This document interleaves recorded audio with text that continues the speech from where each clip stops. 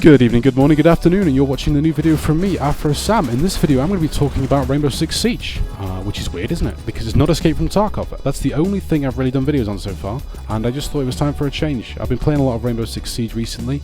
I've been getting killed by too many Russians in Rainbow Six Siege, seeing as it isn't Escape from Tarkov. You know, I came away from Tarkov because I was getting sick of being killed by virtual Russians that are being controlled by a computer, and now in Siege I'm getting killed by real Russians.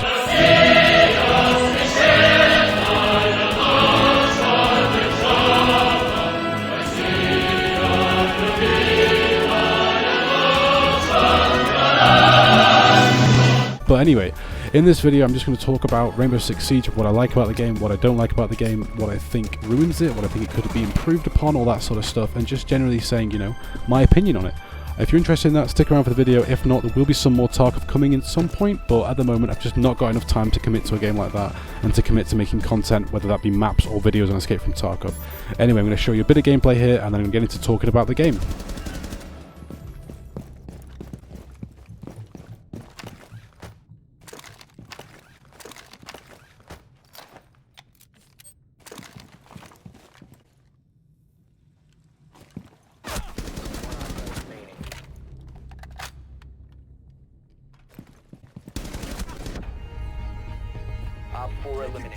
Now let's start with the good stuff for Rainbow Six Siege. So on a basic level, Rainbow Six Siege is a fun game.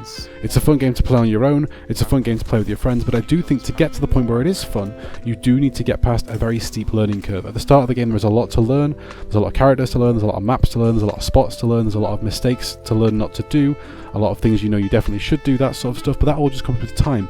Once you get past that initial hurdle, sorry about that, once you get past the initial hurdle, Rainbow Six Siege does become really fun, and once you get into the pace of it and you can actually consistently do well on matches, it does become fun.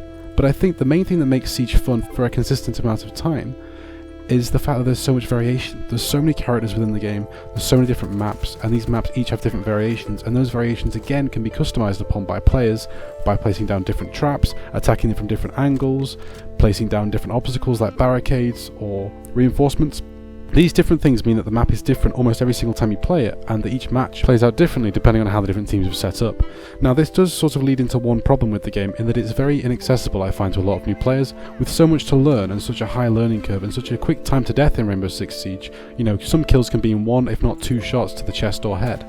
It can be very difficult for someone to learn this because as soon as they go into a match, they're getting killed, they're getting demoralized because they're just getting killed all the time, and it can be really, really difficult to enjoy playing a game when that's happening all the time. And I know that was the case for me.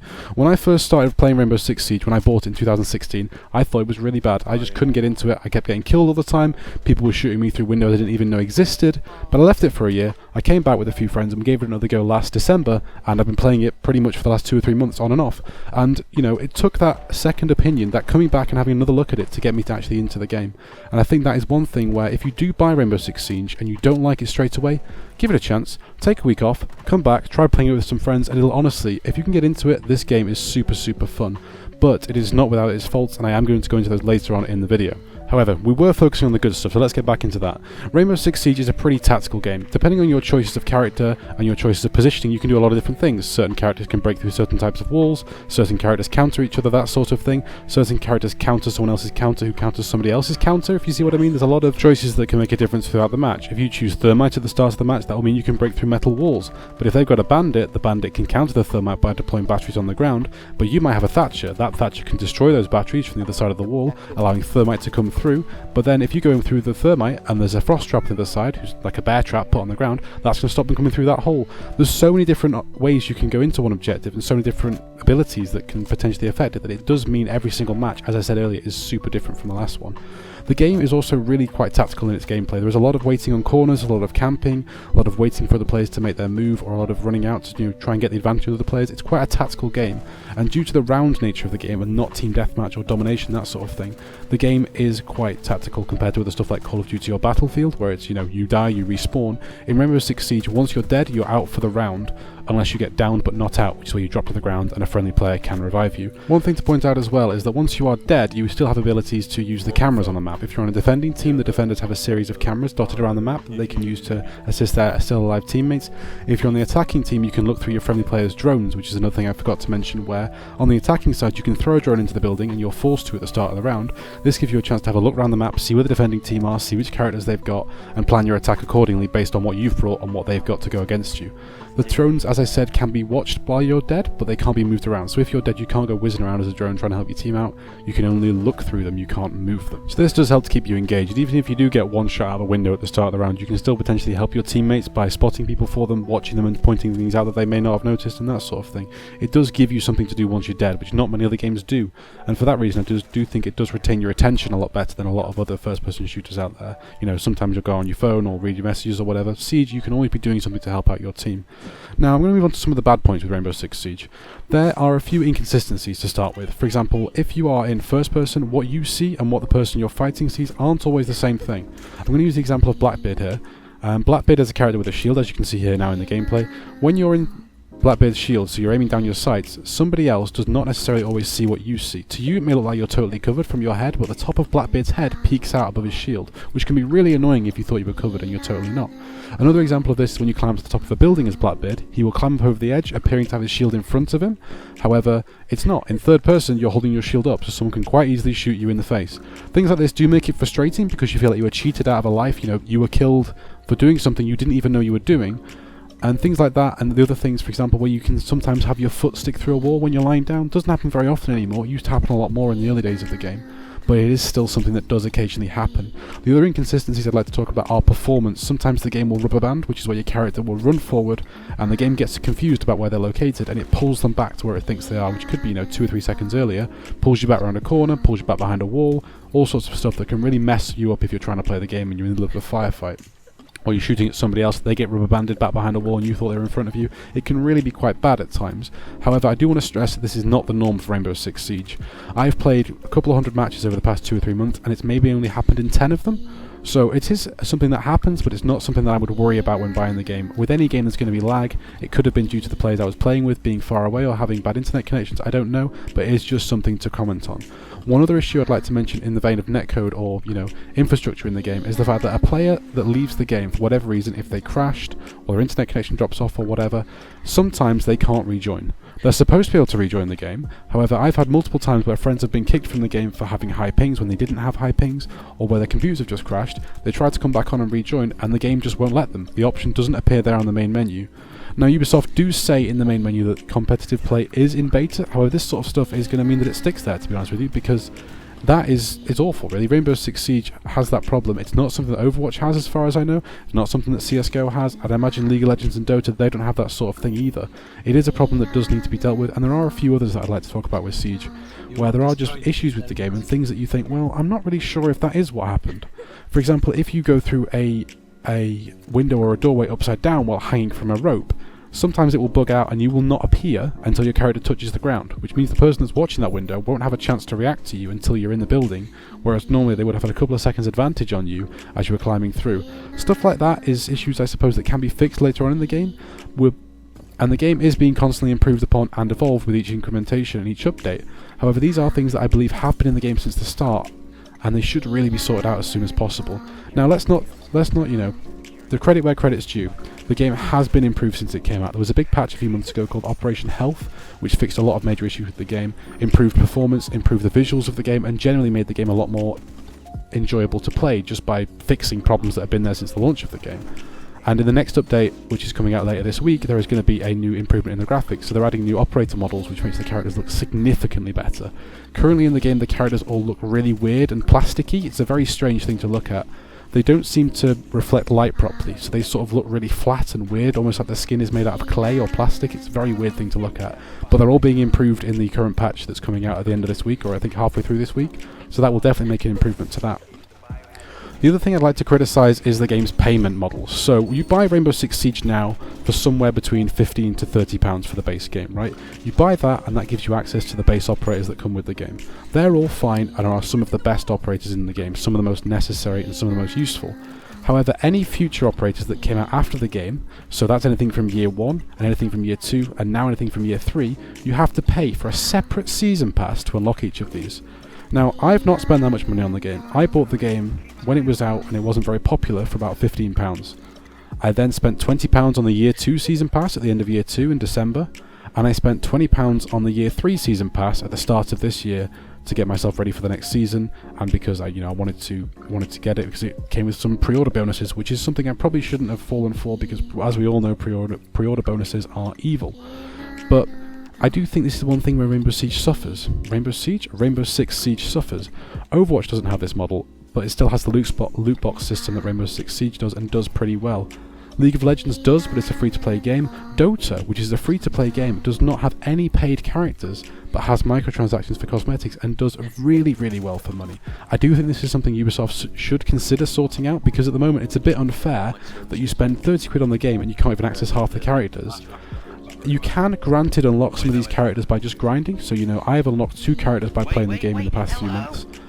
Just by playing them. They cost 22,000 renown each if you've got a season pass, or 25,000 renown each if you've not. And 25,000 renown, just to give you some sort of context to that, if I do well in a match, the max I've ever gotten, I believe, is around 500. So from that you can work out how many matches you've got to play to actually unlock one of these DLC characters. It's reasonable, but if you wanted to unlock all of them, you would have to put a substantial amount of time into the game, and I do think that is one reason where it does fall down. I think Ubisoft should make the choice to have either loot boxes or paid characters. They should not have both, because having both of them in the game, it's the one thing that really puts me off recommending it to someone, that they've got to invest so much money into the game to get all of the content, when you could just say to them, you can buy Overwatch on sale for £16, you get everyone. Any new characters they add, you're going to get. If you want the loot boxes, they're there, but you can unlock them by playing the game, or you can pay for them if you really want to do that. I want to say as well, I don't think Overwatch is free from criticism, but I do think their system is the lesser of two evils in this situation. I think the way that Siege does it is awful, really, because it's a good game, but it is ruined in some ways by the Ubisoft greed that I feel a lot of us are aware of that play games. You buy a game from Ubisoft and you almost expect to be nickeled and dimed for every single last piece of content, and I don't think that's necessarily the developer's fault. I think that is the marketing team, or the team at Ubisoft that manages this sort of thing, because they want to try and get every single last penny out of you that they can, and they're not afraid to show it. Rainbow Six Siege is a perfect example of that. It's a paid game with a free-to-play model for unlocking characters, and that is my biggest gripe with the game. I realise I've ranted on about this for a couple of minutes now, but I do want to sort of focus on that point, because I do think if you're not prepared to put a little bit of money in after buying the game, Rainbow Six Siege may not be the game for you. But as I said, the base operators are good, but I just don't like it. I don't like the idea that I've had to pay for characters. The game, it's good enough that I've still enjoyed it despite that, and once I'm past that, and I suppose the amount of money I've spent on it is less than a console player would buy a new game for. I think they're about £60 normally, console games.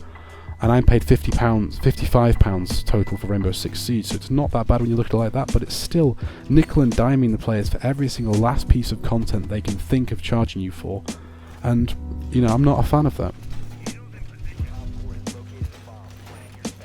To conclude, I'd like to just point out that Rainbow Six Siege, despite all my criticisms over the last part of this video, is a really good game. I do enjoy playing it. I play it more or less every single day. I'm at home with a couple of friends of mine, and we have a great time whenever we play. It's fun, it's tactical, it's fast-paced when you want it to be, it's slow-paced when you want it to be, and a majority of the time, despite my criticisms, it is fair.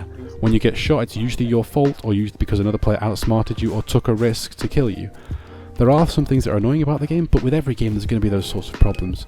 If you're looking for a first-person shooter, if you're into CSGO, you're into Overwatch, and you're sort of looking for something in the middle, I guess you could call Rainbow Six Siege that. It's almost comparable to the two of them. I do think that CSGO and Overwatch are sort of in the similar market to Rainbow Six Siege, but it's managed to carve out its own niche in the market. The game didn't do very well at launch, but I saw the other day on Reddit that the game had actually hit its peak for players the other day. It got up to 130,000 players, which is nothing compared to Overwatch's millions, or CSGO's hundreds of thousands that it has, or League of Legends millions as well, but it's still a good player base and respectable enough that Ubisoft are still putting out content for this now. The year 3 has just started, the season has just started for that. There's a competitive tournament as well. There is a world championship for Rainbow Six Siege, and they're bringing in the new zombie mode at the end of this week as well, which will be really fun to play. Not sure that's only around for a month. It's only around for a month. Another one of these weird Ubisoft decisions. I'm sure they'll add it back in later and try and charge us 50p a go or something weird like that, but That should be fun while it lasts, as long as it does last. If you've got any questions about Rainbow Six Siege, do put them down in the description below. I do recommend the game, despite my criticisms in this video. It's a really, really fun game, but I just think it has been tainted by Ubisoft and their decisions with it. But once you've spent the money, it's good, but it's just annoying to have to spend that much money in the first place and buy it all piecemeal as opposed to buying it as one package, if you see what I mean. I mean, you can buy the big package, but you're going to end up spending 60 or 70 quid on that, and I don't think anyone really wants to do that. Anyway, there should be some more Tarkov content coming at some point if you're interested in that, but to be honest with you, if you did subscribe for that, it may be a couple of weeks until you do get more Tarkov content, as I'm just offered at the minute. I've got a lot of the stuff that I need to be focusing on. I'm still doing the giveaway. If you're interested, it's 250 subscribers I'm hitting. Once I hit that target, I believe I'm on about 170 as of today. Once I hit 250, so 70 more subscribers, I will be doing a giveaway for a copy of Escape from Tarkov. All you have to do to enter is go to the link in the description below, comment on that video, and subscribe to my channel. Thank you for the video. It may have been a bit of a blabbering, talking about all sorts of crap this video. I've just been blabbering on, but if you did enjoy it, let me know in the description. Let me know in the comments down below. Leave a like, and thanks for watching.